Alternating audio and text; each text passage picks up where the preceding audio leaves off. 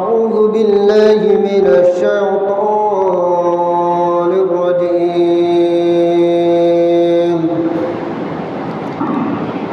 بسم الله الرحمن الرحيم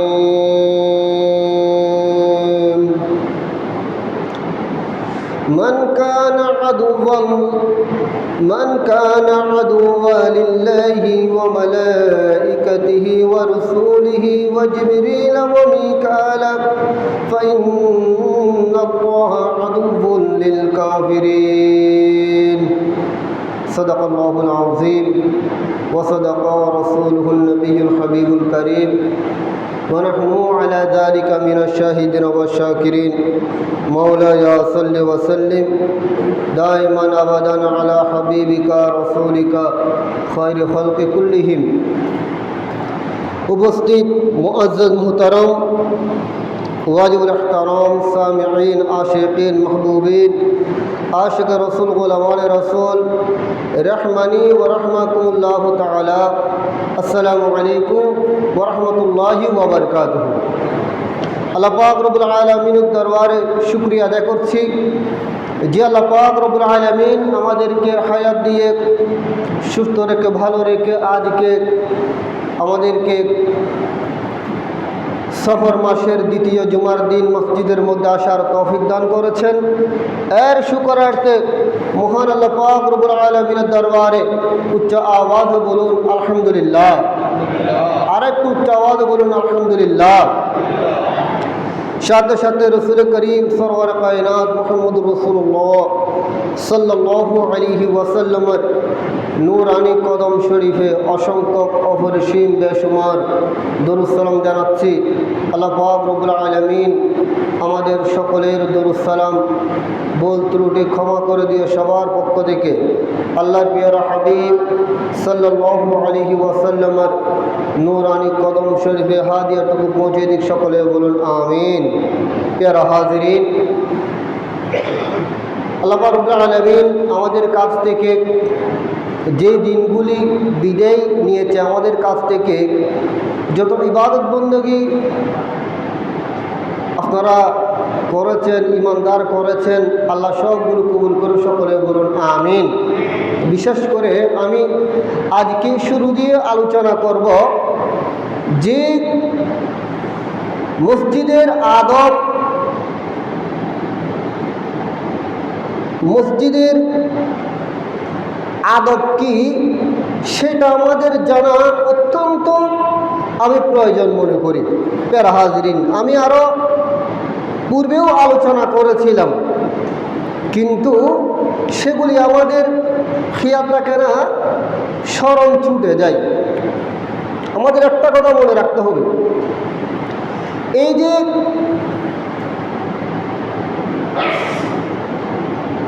আমাদের বাংলাদেশের সংসদ ভবন আছে না, সংসদ আছে তো, এই সংসদে বসার কতগুলো নিয়ম আছে যেগুলি বন্দারা করেছেন। এক একটা জায়গার আদব এক এক রকম। আর মসজিদের আদব যেটা আল্লাহর ঘর, আল মসজিদু বাইতুল্লাহ, মসজিদ আল্লাহর ঘর। যে আল্লাহর ঘরে আসবো কিভাবে, বের হব কিভাবে, বসবো কিভাবে, সেখানে কি রকম আলোচনা করা যায় সেগুলিও নিয়ম কানুন আমাদেরকে করে দিয়েছেন। ঠিক কিনা বলুন, ঠিক না? সংসদের মধ্যে একটু যদি ঘুম আসে, তন্দ্রা আসে, সেখানে জরিমানা দিতে হয়। কি দিতে হয়? জরিমানা। এখানে তো ঘুমানোর জায়গা না, ঘুমানোর জায়গা নিজ ভবন, বিছানা, এখানে ঘুমাতে আসছেন, জরিমানা দিতে হবে। তাহলে যেরকম সেরকম কি বসা যাবে? বসা যাবে যাবে না। প্যারা হাজিরিন, আমি এটা কেন বললাম? এটা বলা হচ্ছে যে আমরা যখন মসজিদের মধ্যে আসব, সেখানে এমনি দৌড় মেরে আসতে পারবো না। হয়তো আমাদেরকে কেউ বারণ করছে না, কেউ ফাইন দিচ্ছে না, জরিমানা দিচ্ছে না, এই জন্য চলে আসছি। কিন্তু না, আমাদের বালাম কাতার মধ্যে কিরামুন কাতিবিনা ইয়ামালুনা মা তাফআলুন, যে আমাদের দুই কাঁধের মধ্যে দুইটা ফেরেশতা দিয়েছেন, এগুলি সবগুলি লিপিবদ্ধ করে নিচ্ছে, লিপিবদ্ধ করে নিচ্ছে। প্যারা হাজিরিন, মসজিদের মধ্যে আসার সময় আল্লাহ প্যারা মাহবুব সাল্লাল্লাহু আলাইহি ওয়াসাল্লামকে সালাম করব, আসসালাতু ওয়াসসালামু আলাইকা সাইয়্যিদি ইয়া রাসূলুল্লাহ। সুন্দর করে ডান পা দিয়ে আল্লাহুম্মা ইফতাহ লি আবওয়াবা রাহমাতিকা, আল্লাহ আপনার রহমতের দরজা আমার জন্য খুলে দিন। বড় করে বলুন সুবহানাল্লাহ। সুন্দর করে দোয়া পড়ে আসব। কেউ যদি না থাকে, আপনার মুসল্লিরা সবাই কেউ নামাজ পড়তে জিকির করতে, সালাম দেব, আসসালামু আলাইকুম ওয়া আলা ইবাদিল্লাহিস সালিহিন। সুন্দর করে কি রকম বসবো সেটা আমাদের মাইন্ড, অর্থাৎ আমাদেরকে জানতে হবে। মসজিদের মধ্যে এই যে মসজিদের মধ্যে আসলে হেলাম দিয়ে বসি, দেওয়ালের সাথে ফিলারের সাথে হেলাম দিয়ে বসে আছি 10 মিনিট 20 মিনিট। আচ্ছা, একটা ঘরের মধ্যে যদি 10 মিনিট হেলাম দিয়ে বসে থাকি, ঘুম আসবে না? আসবে কি আসবে না? অটোমেটিক কি চলে আসবে? ঘুম চলে আসবে, সেটা স্বাভাবিক। তো উপরে ফ্যান চলছে, খুব আরামের জায়গা, হেলাম দিয়ে যখন বসেছি, উদুর চিল্লাচ্ছে, কিচ্ছু যায় আসে না, ঘুম তো চলে আসে, এটা স্বাভাবিক। তো ঘুম আসলে অজু থাকবে নাকি চলে যাবে? একটু বলেন, চলে যাবে না? তো আমরা কি আবার অজু করতে যাচ্ছি?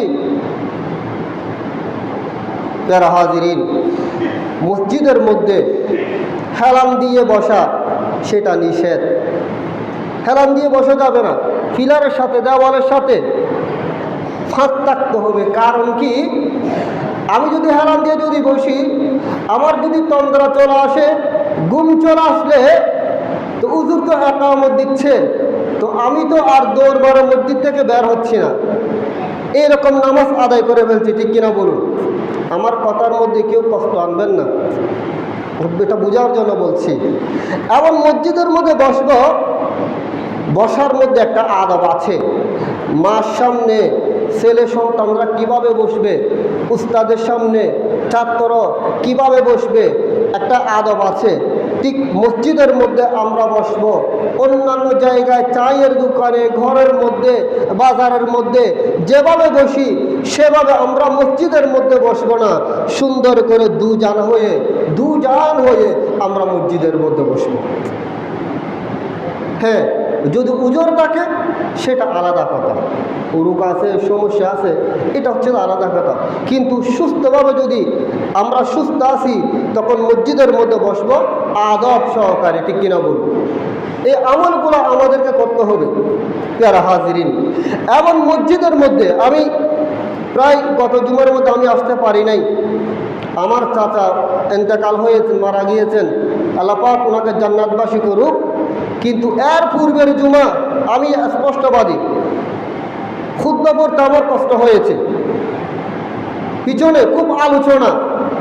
আমি সবার প্রতি বিনয়ভাবে অনুরোধ করব, মসজিদের মধ্যে আসবো, চুপচাপ বসে থাকবো, মনে মনে জিকির করব, কোনো কথা নেই।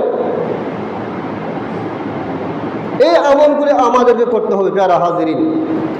আল্লাহ পাক রব্বুল আলামিন আমাদেরকে মসজিদের আদব করার তৌফিক দান করুন। সকলে বলুন আমিন। সালাতুন ইয়া রাসূলুল্লাহ, সালামুন ইয়া প্যারা হাজিরিন। এই আমলগুলি সবগুলা আমি যতক্ষণ বলেছি এগুলো আমলের কথা বলেছি। আমল, এই আমলগুলি কবুল হওয়ার জন্য আমাদের শর্ত হচ্ছে ঈমান। বড় করে বলুন সুবহানাল্লাহ। শর্ত কি? ঈমান শর্ত। এই ঈমান যদি শুদ্ধ না হয়, আমাদের আল্লাহর দরবারে আমাদের কোনো আমল আল্লাহ কবুল করবেন না। ঠিক কিনা বলুন? কোনো কারণে আল্লাহর প্রিয় হাবিব সাল্লাল্লাহু আলাইহি ওয়াসাল্লাম আমাদের প্রতি যদি অসন্তুষ্ট হয়ে যায়, যে উম্মতের প্রতি অসন্তুষ্ট হয়ে যায়, ওই উম্মতের প্রতি আল্লাহ অসন্তুষ্ট। প্যারা হাজিরিন, যেমন একটা আকীদা, আল্লাহ মাহবুব সাল্লাল্লাহু আলাইহি ওয়াসাল্লাম আমাদের আকীদা যারা সুন্নি, আমরা যারা ঈমানদার, ঈমানদারের আকীদা, সাহাবায়ে কিরামের আকীদা, আল্লাহর মাহবুব সাল্লাল্লাহু আলাইহি ওয়াসাল্লাম ইলমে গায়েব জানানে ওয়ালা। বড় করে বলুন সুবহানাল্লাহ। ইলমে গায়েব কি? ইলমে গায়েব ইলম অর্থ জ্ঞান, গায়েব অর্থ যেগুলি অদৃশ্য, অদৃশ্যের জ্ঞান, অর্থাৎ ব্রেন, আকল, আপনার মুখ, জিভ, এলম দিয়ে, 5 ইন্দ্রিয় দিয়ে যেগুলো বুঝে আসবে না, সেগুলি হচ্ছে অদৃশ্য। এগুলি বিশ্বাস করার নাম, সেটা হচ্ছে ঈমান। যেমন কবরের আযাব। কিসের আযাব? কবরের আযাব কি আমরা দেখেছি? আমরা দেখি নাই। জান্নাত জাহান্নাম কি আমরা দেখেছি? আমরা দেখি নাই। আল্লাহ যে একজন, লা ইলাহা ইল্লাল্লাহ, আমরা কি দেখেছি? আমরা দেখি নাই। এই বিষয়গুলি বলেছেন আল্লাহর প্রিয় মাহবুব সাল্লাল্লাহু আলাইহি ওয়াসাল্লাম। বড় করে বলুন সুবহানাল্লাহ। অর্থাৎ আল্লাহর নবীকে আল্লাহ অদৃশ্যের জ্ঞান আল্লাহ দান করেছেন। সুবহানাল্লাহ বলুন। এই সুবাদে যে যে আমি আয়াতে কারিমা পড়েছি, এটা হচ্ছে যে এই আয়াতে কারিমা সূরা বাকারার মধ্যে, সূরা বাকারা 58 নম্বর আয়াত। কত নম্বর আয়াত? 58 নম্বর আয়াতের প্রেক্ষাপট। এই আয়াতের মধ্যে স্পষ্টভাবে বলে দিয়েছেন যে যারা, যে বান্দা, এখানে মান কানা আদুওয়াল লিল্লাহি ওয়া মালাইকাতিহি ওয়া রাসূলিহি ওয়া জিবরিলা ওয়া মিকালা ফাইন্নাল্লাহা আদুউল लिल काफिरीन। जो कोई दुश्मन हो अल्लाह, अल्लाह और उसकी फरिश्तों और उसकी रसूलों, যারা আদাওয়াতি করে, দুশ্মনী করে আল্লাহর সাথে, ফিরিস্তার সাথে এবং আল্লাহর রসুলের সাথে, মিকাইল আলাইহিস সালাম, জিবরিল আলাইহিস সালাম, তারা হচ্ছেন আল্লাহর দুশ্মন। কার দুশ্মন? আল্লাহর দুশ্মন। প্যারা হাজির, এটা আমি কেন এই আয়াতে কারিমা, পূর্বের যত কিতাব গিয়েছে, তাওরাত কিতাব, জাবুর কিতাব, ইনজিল কিতাব, অন্যান্য কিতাবের মধ্যে আমাদের প্রিয় নবী মুহাম্মদুর রাসূলুল্লাহ সাল্লাল্লাহু আলাইহি ওয়াসাল্লাম এর তারিফ, প্রশংসা সেখানে লিপিবদ্ধ ছিল। বড় করে বলুন সুবহানাল্লাহ। সেখানে কি ছিল? লিপিবদ্ধ ছিল। যেমন তাওরাত কিতাব, ইনজিল কিতাব, তাওরাত, জাবুর, ইনজিল, কোরআন শরীফ আসছে যে সবার পরে। ঠিক এটা রাসূল করিম সাল্লাল্লাহু আলাইহি ওয়াসাল্লাম যখন মক্কা শরীফ থেকে হিজরত করে মদিনা তৈবার মধ্যে গিয়েছেন, সেখানে কতগুলো ইয়াহুদি, যাদের স্থান ছিল ফদক নামে একটা জায়গা, সেখান থেকে কতগুলো ইয়াহুদি, যাদের সবাই তাদের আলেমের কাছে এসেছেন, তাদের মুরব্বী, ইয়াহুদিদের আলেম, বর্তমানেও ইয়াহুদিদের আলেম আছে, অর্থাৎ জ্ঞানী, যার নাম ছিল সারওয়া আব্দুল্লাহ ইবনি সুরিয়া। যার নাম কি ছিল? আব্দুল্লাহ ইবনি সুরিয়া। সে সহ আল্লাহর মাহবুব সাল্লাল্লাহু আলাইহি ওয়াসাল্লামের কাছে এসেছেন কিছু ইমতিহান, পরীক্ষা দেওয়ার জন্য। নাউযুবিল্লাহ বলেন। দেখেন ইহুদিরা আজকেরা তখন থেকে তারা এসেন আমার নবীর দরবারে উপস্থিত হয়েছে। বললেন, মুহাম্মদ সাল্লাল্লাহু আলাইহি ইসলাম, আমরা আপনার কাছে এসেছি আপনার কাছ থেকে কিছু জানব, অর্থাৎ আখিরি জমানার নবীর আলামত সম্পর্কে। আখিরি জমানার নবীর সানা সিফত তাওরাত কিতাবের মধ্যে ছিল, এগুলো আমরা পড়েছি। এখন আপনি তো নবী বলছেন, সুতরাং আপনাকে আমরা পরীক্ষা করতে হবে। নাউযুবিল্লাহ বলুন। সব আসলেন। তখন রাসূল আমার পিয়ারা মাহবুব সাল্লাল্লাহু আলাইহি ইসলাম বললেন, ঠিক আছে, আমাকে জিজ্ঞেস করো, অসুবিধা নাই। তখন তারা সবাই জিজ্ঞেস করেছেন যে আপনি তো নিদ্রা যান, আমরা নিদ্রা যাই না, ঘুমাই না, আপনি তো নিদ্রা যান, আপনার নিদ্রার অবস্থা কীরকম? তখন আমার নবী বলেছেন, হে ইহুদিরা, তোমরা শুনো, আমি নিদ্রা যাই, কিন্তু আমার কলব জাগ্রত থাকে। বর করে বলি সুবহানাল্লাহ। আমরা যখন নিদ্রা যাই আমরা কিছু জানি না। আমাদের ঘুম আল্লাহর মাহবুব সাল্লাল্লাহু আলাইহি ওয়াসাল্লামের ঘুম ভিন্ন। সুবহানাল্লাহ বলুন। ইহুদি বললেন, ঠিক আছে, এটা তাওরাত কিতাবের মধ্যে আছে, আপনি সুন্দর কথা বলেছেন, আপনি যেটা বলেছেন সেটা কিতাবের মধ্যে আছে। বলেন, আরেকটা জানতে চাই, আরেকটা কি? সন্তান দেখা যায় কতগুলো মায়ের মতো হয়, আবার কতগুলো সন্তান বাবার মতো হয়, ঠিক কিনা বলুন? এরকম আছে না? এই ছেলেটা এর বাবার মতো, এটা মায়ের মতো। ইহুদিরা প্রশ্ন করেছেন, মুহাম্মদ সাল্লাল্লাহু আলাইহি ইসলাম, মার মতো সন্তান কিভাবে হয়, বাবার মতো সন্তান কিভাবে হয়? এটা কোনো ডাক্তার বিজ্ঞানী এগুলি বলতে পারবে না। তখন আমার মাহবুব সাল্লাল্লাহু আলাইহি ইসলাম বলেছেন, এই ইহুদিরা, তোমরা শুনো, মায়ের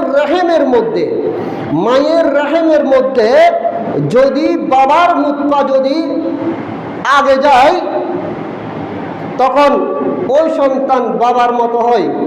যদি মায়ের নুতফা মায়ের রহেমের মধ্যে, বাচ্চা দানির মধ্যে যদি আগে গিয়ে পৌঁছে যায়, তখন ওই সন্তানটা মায়ের মতো হয়।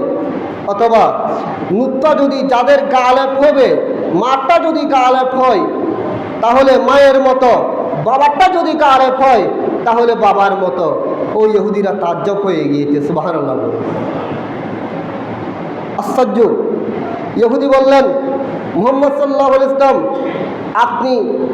আপনি যেগুলো বলেছেন এগুলা তাওরাত কিতাবের মধ্যে আমরা পড়েছি, কিন্তু হ্যাঁ, আরেকটা কথা জানতে চাইব। আরেকটা কি? সন্তানের জিসিম, সন্তানের বডি, এই বডিগুলা, অঙ্গগুলা বাবা এবং মার নুতফা থেকে কোনগুলা তৈরি করে? বর করে বলি সুবহানাল্লাহ। তখন আমার নবী বলেছেন, ইহুদিরা, তোমরা শুনো, সন্তানের বডি করে বাবার নুতফা থেকে করে সন্তানের হাত এবং পিঠ। সুবহানাল্লাহ বলুন। কি করে? হাত এবং পিঠ। আর মায়ের নুতফা থেকে করে সন্তানের মাংস তৈরি করে আল্লাহ পাক রব্বুল আলামিন। নখ, লুম, অবশিষ্টগুলা, এগুলা মায়ের নুতফা দিয়ে আল্লাহ পাক রব্বুল আলামিন তৈরি করেন। বর করে বলুন সুবহানাল্লাহ। ইহুদি তাজ্জব হয়ে গিয়েছে। এগুলা তো বাস্তব কথা, এগুলো তো আমরা তাওরাত কিতাবের মধ্যে পড়েছি। ইহুদি বললেন, আরেকটা কথা আপনাকে জিজ্ঞেস করব। কি? বললেন, জান্নাতের মধ্যে সবাই তো যাবেন, জান্নাতের মধ্যে যাবে, যে জান্নাতের মধ্যে সর্বপ্রথম কোন জিনিস দিয়ে জান্নাতবাসীকে খাবার দেবেন? বর করে বলুন সুবহানাল্লাহ। আমাদের জান্নাতে যাওয়ার ইচ্ছা আছে না নাই? এটা আমার নবীর প্রতি মোহব্বত রাখতে হবে, পেয়ারা হাজিরিন। তখন আমার রাসূল বলেছেন, জান্নাতের মধ্যে সর্বপ্রথম খাবার দেওয়া হবে যে মাছের মাংস দিয়ে। সুবহানাল্লাহ বলুন। কিসের মাংস দিয়ে? মাছের মাংস দিয়ে। অন্য কিতাবের মধ্যে আছে যে মাছের পিঠের উপর দুনিয়া রেখেছেন, এই মাছের কলিজা দিয়ে আমাদেরকে ভাত দেওয়া হবে, খাবার দেওয়া হবে। সুবহানাল্লাহ বলুন। তাজ্জব হয়ে গিয়েছে ওই ইহুদি বললেন, এটা তো একদম চূড়ান্ত কথা, এটা তো ঠিক আছে। ইহুদি বলেন, আপনাকে আরেকটা কথা জিজ্ঞেস করব। কি? হযরতে ইয়াকুব আলাইহিস সালাম কোন জিনিস তিনি নিজের উপর নিষেধ করেছেন, খাই নাই? তখন আমার নবী বলেছেন, হযরত ইয়াকুব আলাইহিস সালামের কাছে এক প্রকারের অসুস্থ হয়েছে, তিনি মান্নত করেছেন, আমার অসুস্থ যদি ভালো হয়ে যায় আমি উটের গোশত এবং দুধ পান করব না। বার করে বলুন সুবহানাল্লাহ। দেখুন তাওরাত কিতাবে এগুলো কোন কিতাবে ছিল? আমার নবীর কথা কোন কিতাবে ছিল? তাওরাত কিতাবের মধ্যে ছিল। ইহুদিরা বললেন, তাজ্জব ব্যাপার, এগুলো তো কেউ বলতে পারে না, নবী ছাড়া কেউ বলতে পারে না। তখন ইহুদি বললেন, আপনাকে শেষ একটা প্রশ্ন করব, এটা যদি উত্তর যদি দিতে পারেন আমরা আপনার উপর ঈমান নিয়ে আসব। আপনার উপর কি আনব? ঈমান আনব। সেটা কি? যে আপনার কাছে ওহী নিয়ে আসে যে আপনার সাথী, এটা কে? তখন আমার নবী বলেছেন, ইহুদিরা তোমরা শোনো, আমার কাছে ওহী নিয়ে আসে, সেটা হচ্ছেন হযরতে জিবরিল আমিন আলাইহিস সালাম। বরকত বলুন সুবহানাল্লাহ। আরো বরকত বলুন সুবহানাল্লাহ। তা আমার কাছে ওহী নিয়ে আসে জিবরিল আলাইহিস সালাম সকল আম্বিয়া কিরামের কাছে ওহী নিয়ে এসেছেন। ইহুদিরা বললেন, তাই নাকি? জিবরিল আমিন কি ওহী নিয়ে আসে? বললেন হ্যাঁ। বললেন তাহলে তো আমরা আপনার উপর ঈমান আনবো না। নাউযুবিল্লাহ বলুন। উল্টে গিয়েছে। এতক্ষণ পর্যন্ত আমার নবীকে চিনেছেন, আমার নবীকে জেনেছেন, তাওরাত কিতাবের সবগুলো ছিল, আমার নবীর প্রশংসা তারা করতেন, তারা আমার নবীর আলাপ আলোচনা করতেন। কিন্তু আমার রাসূল করিম সাল্লাল্লাহু আলাইহি ওয়াসাল্লাম দুনিয়ার মধ্যে যখন তাশরীফ এনেছেন, এগুলি যখন ইসলাম প্রচারণ করছেন, তখন তারা আমার নবীর প্রতি বিদ্বেষ পোষণকারী হয়ে গিয়েছেন। বরকত বলুন নাউযুবিল্লাহ। চিনেও না চিনে। প্যারা হাজিরিন, এটা বলতে চাচ্ছি, কারণ কি? কেন ঈমান আনবেন না? বললেন জিবরিল আমিন আমাদের বড় শত্রু। কারণ কি? আমাদের শত্রু আল্লাহ পাক রব্বুল আলামিন আমাদের নবীকে বলেছেন একটা সন্তান জন্মগ্রহণ করবে বখতানসর। তিনি জন্মগ্রহণ করার পর ওই জায়গার মধ্যে তার বসবাস হবে, সেখান থেকে সে ফিলিস্তিনবাসীকে ফিলিস্তিনের মধ্যে সে অত্যাচার করবে। তখন আমাদের পক্ষ থেকে একটা দল দিয়েছেন ওই মানুষকে হত্যা করার জন্য। সেখানে গিয়ে পেয়েছেন, কিন্তু জিবরিল আমিনের জন্য ওনাকে হত্যা করতে পারে নাই। এই কারণে জিবরিল আমিন আমাদের দুশমন। বরকত বলুন নাউযুবিল্লাহ। আরো বরকত বলুন নাউযুবিল্লাহ। প্যারা হাজিরিন, এটা মূল বিষয় হচ্ছে জিবরিল আমিন আলাইহিস সালাম আমার নবীর কাছে হুকুম আহকাম এনেছেন, আমার নবী বলেছেন। বরকত বলুন সুবহানাল্লাহ। মূলত হুকুম আহকাম কে দিয়েছেন? আল্লাহ। কে দিয়েছেন? আল্লাহ দিয়েছেন। তাহলে জিবরিল আমিনকে অস্বীকার করা এবং আমার নবী বলেছেন আমার নবীকে অস্বীকার করা, ওই অস্বীকার কাকে করেছেন? আল্লাহকে অস্বীকার করেছেন। প্যারা হাজিরিন, তাহলে বোঝা যাচ্ছে যারা আল্লাহকে অস্বীকার করে তাদের ঠিকানা কোথায়? জাহান্নামের মধ্যে। তাদের ঠিকানা হচ্ছে জাহান্নাম। এবং এই প্রশ্নগুলা তাওরাত কিতাবের মধ্যে ছিল। তাওরাত কিতাবের মধ্যে আমার নবীর প্রশংসা ছিলেন। তাওরাত কিতাবে আমার নবীর সারাসিরত বর্ণনা ছিল, তারা পড়েছিলেন, জেনেছেন। রাসূল করিম সাল্লাল্লাহু আলাইহি ওয়াসাল্লামের তাকরার করতেন, আলোচনা করতেন।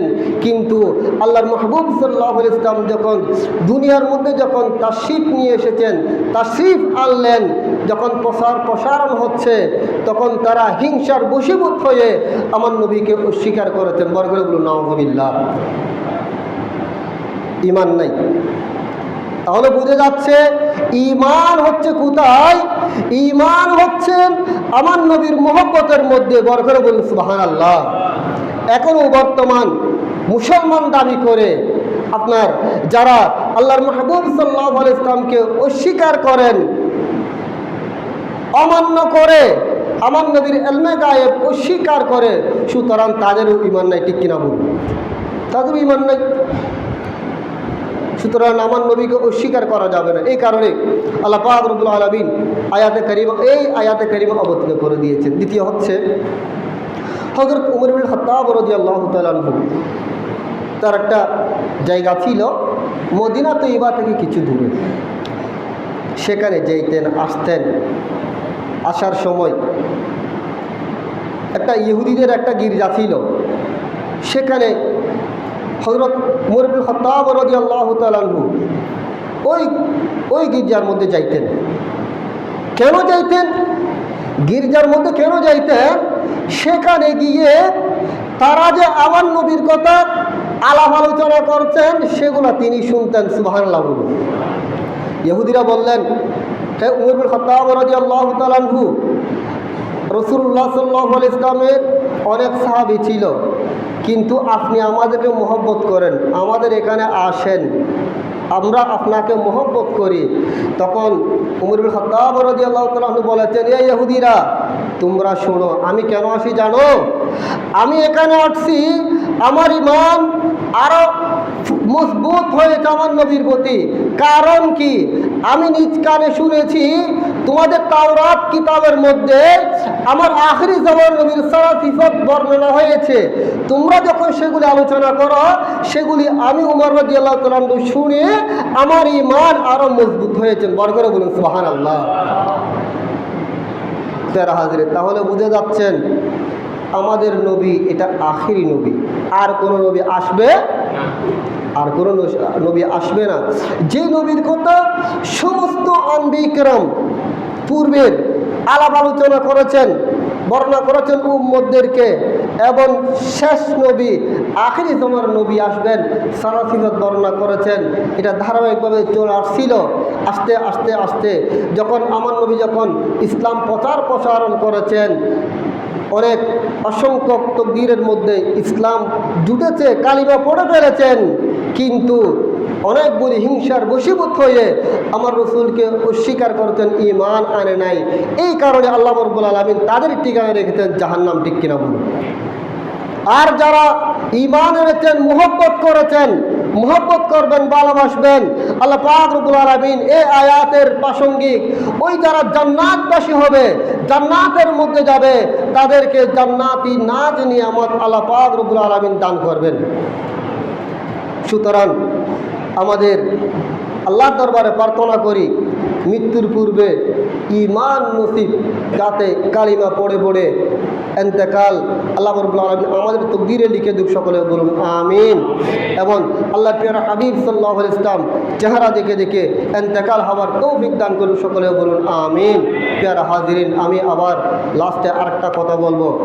মসজিদের আদব, আমরা মসজিদের মধ্যে আসব সুন্দর করে আদব সহকারে আমরা বসবো, এটা সবার প্রতি আকুল আবেদন। প্রিয় হাজিরিন, যতক্ষণ পর্যন্ত বসি আদব সহকারে সুন্দর, দুনিয়াবে কোনো আলাপ আলোচনা আমরা আলোচনা করব না। স্বাভাবিক একটা, আমি প্রথমে বলেছিলাম মার সামনে, বাবার সামনে, মুরব্বির সামনে যদি সুন্দর করে যদি বসতে হয়, আমরা তো এটা আল্লাহর ঘরে বসেছি, দুনিয়াবি কারো ঘরে না, দুনিয়াবি কোনো ঘর না। যেখানে আপনার অপবিত্র অজু ভেঙে গেলে তাড়াতাড়ি গিয়ে অজু করতে হচ্ছে, তো সেখানে আমরা কিভাবে বসবো একটু চিন্তা করতে হবে।